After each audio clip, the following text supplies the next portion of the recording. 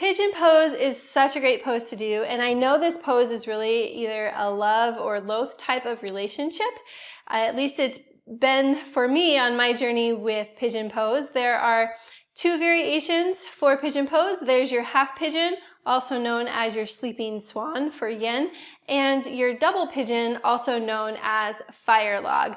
We'll go through each of those options. For your half pigeon, you can start on your hands and knees. Right knee slides up, left leg straightens and extends behind.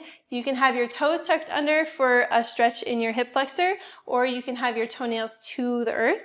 Be mindful of your hips. A lot of times hips like to open to the side, and when that occurs, you're not getting the benefits of the outer stretch or the stretch in your outer thigh.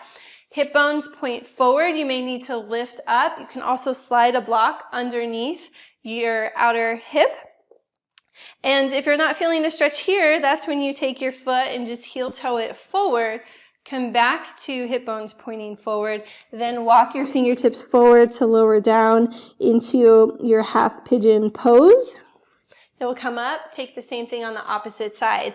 A nice release you can do is just lift your leg up into a three-legged tabletop, maybe bend and straighten your leg. You can draw some hip circles.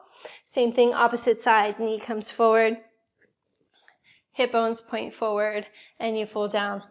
Pigeon pose is great to do maybe in the creative series of class or as a yin pose. I wouldn't recommend doing pigeon pose prior to any sun salutations because this pose can be really hard on your knee joint if your hip is not open. So best to make sure that your body, your student's body is nice and warm before moving into this type of pose.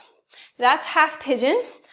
Full or double pigeon, full pigeon, fire log, there's a lot of different names for this pose, is just stacking your legs on top of one another. I'm going to have my left leg to the ground, and you can see my shin is perpendicular to my body.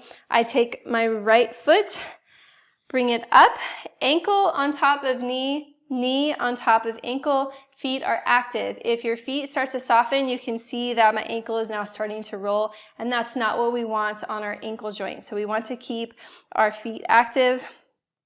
And now from this position, you can notice that my knee is really high. If I plant my palms to the earth and scoot my hips back, my knee starts to lower closer to the earth, and I'm going to feel a deeper stretch, which I do. You can stay just like this, might be enough for your students, or you can start to hinge down, maybe bring forearms to your shin. You can also walk your fingertips forward, maybe lower your forehead to the earth. And if you're working on your grasshopper pose, from here you could even add a twist and release, and take the same thing on the opposite side. I stack ankle on top of knee, knee on top of ankle, my feet are active, I scoot my hips back, I can stay sitting up or start to fold forward.